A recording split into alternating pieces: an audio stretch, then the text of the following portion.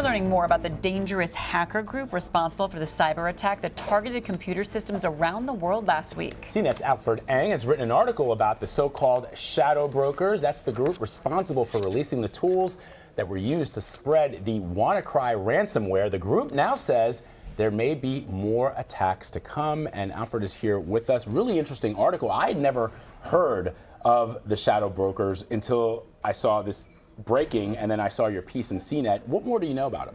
Well, they first appeared around the DNC last year. Edward Snowden had spoken about them, him also being a former NSA employee. We don't know much about where they are from or if they're state-sponsored actors. All we know is that they are a group of hackers and they're, set on taking down the NSA. That's basically been their enemies so far throughout all of. They've said, we're not after your grandmother's retirement fund. We're here to take down the Equation Group, which is a hacking group that's been linked to the NSA. So there's also a thread out there that they've put out there that they said they've got more from where that came from. Yeah. What does that mean? I mean, would you have any idea about what's coming next for them? Well, in their letter, they said they had about 75% of the U.S.'s cyber arsenal. And they said they're going to be releasing them starting once a month. Like they're calling it the Data Dump of the Month Club, where they compared it to a wine club, like a Wine of the Month Club. They said they've got exploits for browsers, they've got exploits for more Windows systems. They do say that they have exploits for Windows 10 operating systems, but depending on if they're still hacking the NSA's tools, that seems, I'm not sure where that's going. So two things that I gleaned from your article, which I'm fascinated by. The Equation Group, you said it's been linked to the NSA. What does that mean? Is it funded by the NSA? Is it part of the NSA? And also, the shadow brokers stole the NSA tools, the arsenal, you call it. That's incredible. So the NSA's tools, I mean, as far as the Equation Group goes, the NSA is not going to admit or deny that this is tied to them because they're still a government agency. This is kind of spy stuff. So in the same way that the Lazarus Group, which is the North Korean linked hacking group that they believe is behind WannaCry, they're not going to say, North Korea is not going to say this is our group. They're saying they're linked to them, but there's no direct connection or direct ties, or basically there's no department underneath the NSA saying the Equation Group under the NSA. As far as the arsenal goes, when it was first released, the first part of it at least, Edward Snowden had theorized that this was a reverse hack where basically when they were using these tools to hack another agency, they basically left their pathways open and they were able to go back through and then basically take it from there and get it the other way out. Now, the NSA has not commented on this because they're, again, like any government agency, they're not going to confirm or deny the validity of this. So they're trying to distance themselves from as far from this as possible. Talk more about this idea of the auction, that they actually had this arsenal. I mean, and they're trying to auction it off. Talk to us about that. So originally when they first stole it, they tried selling it for 1 million Bitcoin, which at the time translated to about $600 million.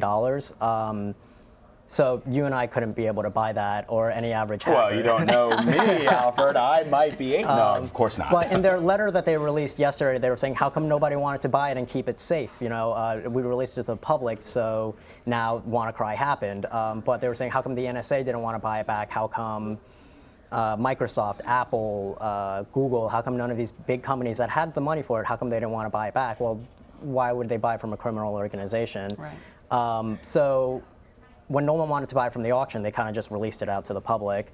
And now they're saying they're going to be doing it again. And at the end of their letter, they basically said, this can stop. We won't have any financial motivation to do this if somebody just buys it all again. So they're kind of hinting that, if you pay us off, we won't release any more of these. Right. But the 1 million Bitcoin price point has jumped up a bit since then, so now it's more than $1 billion.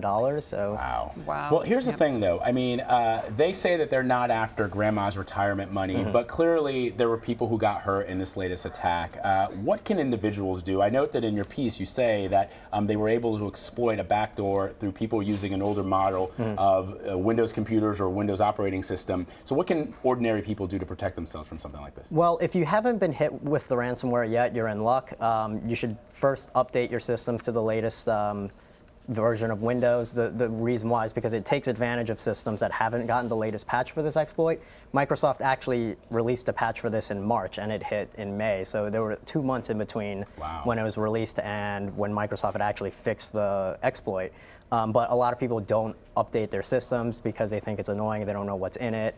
Or they just have an older system, like if you're running on Windows XP or Windows Vista. Microsoft stopped sending updates to those a while ago. They've made a special exception in this case where they have released that update. So if you're on Windows XP, you should go out and update this. If you've been hit, it's really hard to get rid of ransomware once it's on there. Depends on what your morals are. If you don't want to support criminals and give them money, then you could pay them off if you don't mind that. But some people It's better to toss the computers, what you're saying? Yeah, but if there's crucial data on it, then you don't want to do that because then that data might be more valuable than the $300 that you have on it. But yeah, if you don't care what's on it, just go ahead and. And just real quick, one last thing. I had read that if you're an Android user, and it has to do with smartphones, though, that you're actually better protected. Is that true? No.